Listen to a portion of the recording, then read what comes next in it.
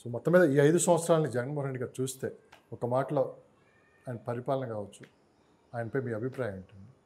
ఆ ప్రాంత ఏముంది చెప్పినాను కదా, అంతా చెప్పినాను కదా. అదే ఆయన స్వయం కృతాపరాధం. ఎవరు చేసింది కాదు, ఆయన చేసుకునేదే. ఈ రాజకీయాన్ని వ్యాపారం చేసింది ఆయనే, మనుషులు కసకపోయింది ఆయనే, జనాభిప్రాయం ప్రజాభిప్రాయం తీసుకోకపోయింది ఆయనే, ప్రజలు కలసకుండా ఒక కోటరీగా గృహ నిర్బంధంలో ఉన్నట్టు ఉండిపోయింది ఆయనే. ఆయన స్వయం కృతాపరాధాలే కాబట్టి దానివల్లనే ఈ ఫలితం వచ్చింది. దానికి ఎవరూ కారణం కాదు. సార్ 74 సంవత్సరాల వయసులో చంద్రబాబు నాయుడు గారు ఈ వయసులో ఆయన పడ్డ కష్టం కావచ్చు, రాష్ట్రం కోసం కావచ్చు, ఆయన పెట్టిన సభలు కావచ్చు, నడి ఎండలో కూడా ఆయన దాదాపు 90 సభలు నిర్వహించారు. సో చంద్రబాబు నాయుడు గారిని చూస్తుంటే ఏమనిపిస్తుంది సార్? అంటే ఆయన కష్టజీవేలండి, కాదని మొదటి నుంచి. ఇప్పుడు పార్టీకి అధ్యక్షుడు అయినాక ఆయనకి ఏముంది, నా వయసే కదా, 75 సంవత్సరాలు ఉంది. ఇప్పుడు ఏమన్నా నేను తిరగగల శక్తి సామర్థ్యాలు ఉన్నాయి కదా, అట్లా తిరిగేదానికి ఆయనకి ఏమి ఇబ్బంది ఉందండి. పార్టీ కోసం కృషి చేయాల్సిందే, ఎవరైనా చేయాల్సిందే. ఆర్థిక వనరులను సమీకరించుకోవడంలో అయితేనేమి, పార్టీని నడిపించడంలో అయితేనేమి కొంచెం ఇబ్బందులు ఉండినా చేసినాడు అంట, పార్టీని గెలిపించుకోగలిగినాడు అంట. సో పవన్ కళ్యాణ్ గారి పాత్ర అసలు మొత్తం ఎన్డీఏ కూటమి జత కట్టడం, మొత్తం మీద వ్యూహం ప్రకారం ముందుకెళ్ళి ఈరోజు ఇంత ఘన విజయం సాధించారంట. ఇప్పుడు అది ఇంత క్రెడిట్ పవన్ కళ్యాణ్కే పోతే ఒకటే స్ఫూర్తితో పనిచేసినాడు. వైఎస్ఆర్సీపీని ఓడించాలా, వైఎస్ఆర్సీపీ వ్యతిరేకమైన ఓటును కూడగట్టాలా అని ధ్యేయంతోనే ఆయనకు నష్టం జరిగినా, ఆయన పార్టీకి నష్టం జరిగినా ఓర్పుతోనూ త్యాగం చేసి తెలుగుదేశాన్ని జనసేనను ఒకటిగా చేయటం అయితేనేమి, ఈ కూటమిలోకి బీజేపీని తీసుకొచ్చి ఎన్డీఏ కూటమి ఏర్పాటు చేయటంలో కానీ అతని కష్టం అయితే ఉంది. అతని వల్లనే ఈ దినం ఎన్డీఏ కూటమికి విజయం చేకూరిందని మరొక విధంగా చెప్పాలంటే అతని కష్టం వల్లనే జరిగిందని చెప్తాను. అతని ఓర్పు త్యాగం వల్ల జరిగింది కాబట్టి ఆయనకు గౌరవమైన స్థానాన్ని కల్పించాల్సిందే వాళ్ళిద్దరు కూడా. లోకేష్ గారికి అది వేరే సమస్య. లోకేష్ అంటే ఆయన పాదయాత్ర చేశారు, అది అది తెలుగుదేశం పార్టీకి సంబంధించిన వ్యవహారం. అది చూస్తాం కానీ సపరేట్గా చూడం కదా.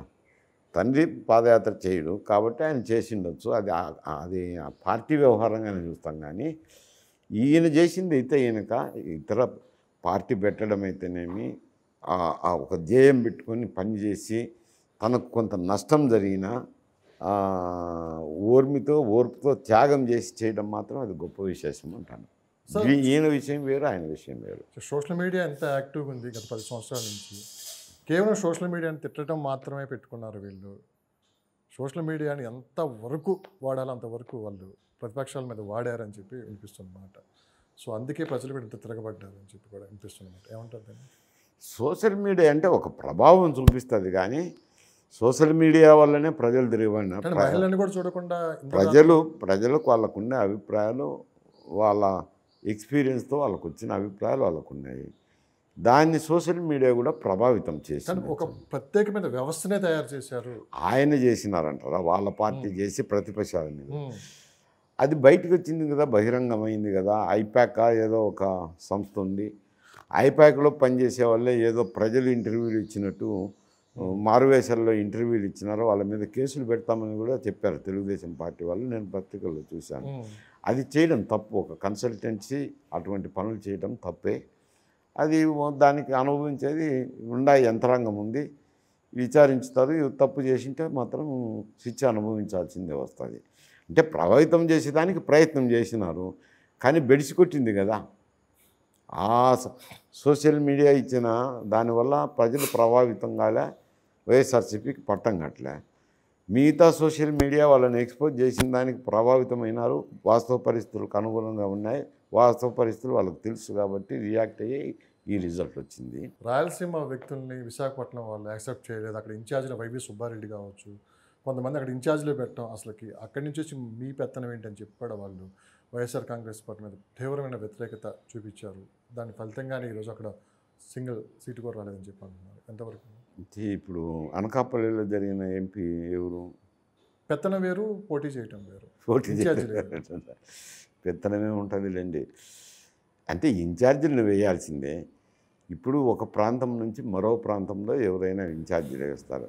ఎందుకంటే రాయలసీమ ప్రాంతంలో రాయలసీమ ప్రాంతవాసిని ఇన్ఛార్జి వేస్తే రాగద్వేషాలు ఉంటాయని, నిష్పక్షపాతంగా ఉండరు, కొంచెం ఏదో అనుకూలతలు ఇవన్నీ ఉంటాయని చెప్పి రాయలసీమని నార్త్ కోస్టల్ ఆంధ్రాకి వేయచ్చు, నార్త్ కోస్టల్ ఆంధ్ర వాళ్ళని తీసుకొచ్చి రాయలసీమలో వేయచ్చు, కోస్టల్ ఆంధ్ర వాళ్ళని తీసుకుపోయి నార్త్ కోస్టల్ ఆంధ్రలో వేయచ్చు, నార్త్ కోస్టల్ ఆంధ్ర వాళ్ళని తీసుకు ఒక ప్రాంతం వాళ్ళని తీసుకొచ్చి వేస్తుంటానులేండి. అది పెత్తనం అని నేను అనలేను, దాన్ని కూడా నేను వ్యతిరేకంగా చూడలేను. రాజకీయంగా అనుభవం ఉంది కాబట్టి ఈ మొదటి నుంచి జరుగుతాను ఇవి. కాకపోతే ఆడ భూముల వ్యవహారాలు ఇటువంటి వ్యవహారాలు తప్పుడు పనులు చేస్తే మాత్రం ఇటువంటి చెడ్డ పేరు వస్తాయి. ఎందుకంటే రాజకీయంగా వెళ్ళి అక్కడ జరుగుతున్న తమ పార్టీకి ఐకమత్యంగా ఉంచడం కానీ, పార్టీని భేదాభిప్రాయాలు రాకుండా చూడడం కానీ, పార్టీని సమన్వయం చేస్తూ రాజకీయంగా పాల్గొంటే ఏం సమస్యలు తప్పేం లేదు. కాకపోతే ఇక్కడ ఇన్ఛార్జ్ పెట్టినారు కదా అని భూములు వ్యాపారాలు ఇటువంటి సాగిస్తే మాత్రం అవి దాంట్లో వల్ల మాటలు వస్తాయి, ఇటువంటి తప్పుడు మాటలు వస్తాయి. సో ఫైనల్గా ఈ 11 మందిలో నిలబడేది ఎవరు, వెళ్ళిపోయేది? అది నేనంటే చెప్తా, అది తర్వాత విషయం. సో మొత్తం మీద అయితే ఆంధ్రప్రదేశ్ మంచి రోజులు వచ్చాయి అనుకోవచ్చా? అటు కేంద్రంలో కావచ్చు, ఇటు రాష్ట్రంలో మంచి మెజారిటీ ఇచ్చారు, మంచి రోజులు, స్పష్టమైన పరిపాలన. నేను మంచి రోజులు వచ్చినాయని ఇప్పుడే సర్టిఫికేట్ ఇవ్వలేను. ఎందుకంటే అది పరిపాలన మంచిగా చేసినప్పుడు, ప్రజానురంజకంగా కలిగించినప్పుడు అయితే మళ్ళీ అధికారంలోకి వస్తారు. లేదు వీళ్ళు ఇప్పుడు చేసిన పొరపాట్లే చేస్తే జగన్కు పట్టిన వైఎస్ఆర్సీపీ పట్టిన గతే వాళ్ళకు. కానీ ఇప్పుడు కేంద్రానికి తలవంచాల్సిన పని అయితే లేదు కదా, కేంద్రానికి తలవంచాల్సిన పరిస్థితి అయితే లేదు కదా. అప్పుడు కూడా లేదు కదా, జగన్కు కూడా తలవంచాల్సిన పరిస్థితి లేదు, వీళ్ళకు తలవంచాల్సిన. స్పష్టమైన మెజారిటీ ఉంది ఎన్డీఏకి. ఈరోజు తెలుగుదేశం పార్టీ మీద ఆధారపడిన పార్టీ, స్పష్టమైన మెజారిటీ ఉన్నా కొన్ని బిల్లులకు, రాజ్యాంగ సవరణ లాంటి బిల్లులకు వాళ్ళ సహకారం అవసరమైంది. వైఎస్ఆర్సీపీ కూడా వాళ్ళకు సహకరించినారు, ఆఖరిన సిఏఏ బిల్లు వరకు కూడా సహకరించినారు కదా. వాళ్ళకు సహకారం ఉన్నది, వ్యతిరేకత అయితే లేదు కదా. సహకారం ఎంత మేరకు ఉన్నదో కానీ వ్యతిరేకత అయితే లేదు. వైఎస్ఆర్సీపీ అధికారంలో ఉన్నప్పుడు కూడా కేంద్రం నుంచి వ్యతిరేకత అయితే లేదు, వీళ్ళకు కూడా వ్యతిరేకత ఉండదు. ఇంకా కొంచెం డిపెండెన్సీ ఉంది కాబట్టి సహకరించాల్సిన అవసరం ఉంటుంది. సో ఫలితాల తర్వాత ప్రజలు ఒక భయం గుప్పిట్లోంచి బయటకు వచ్చి సంబరాలు చేసుకున్నారని చెప్పి మనం చూస్తున్నాం. దానికి మీరు ఏమంటారు? అంటే ఇప్పుడు నేనంటే అట్లా చూడను. వాళ్ళు ఓటేసినారు, వాళ్ళు ఓటేసిన పార్టీ అధికారంలోకి వచ్చిందంటే వాళ్ళకెటైనా సంతోషాలు ఉంటాయి, వాళ్ళ ఆశాన్ని ప్రదర్శించవచ్చు. నేను ఆ ఉద్దేశంతో ఈ ప్రశ్న అడగలేదు. ఓవరాల్ ఈ 5 సంవత్సరాలు ఒక భయానిక పరిపాలన సృష్టించి అది నా నోట్లో ఎందుకు పెడతారు? విధ్వంసం అనేది తెలుగుదేశం పార్టీ పెట్టింది. విధ్వంస పరిపాలన అనేది ఏంటి ఉండవు. ఆ పరిపాలన ప్రజలకు నచ్చని పరిపాలన చేసినారు, ప్రజలు నచ్చకపోయి ఓట్లు వేసినారు, తీర్పు ఇచ్చినారు. ఇప్పుడు ఈ వచ్చిన పార్టీ మీద బరువు బాధ్యతలు ఉంటాయి.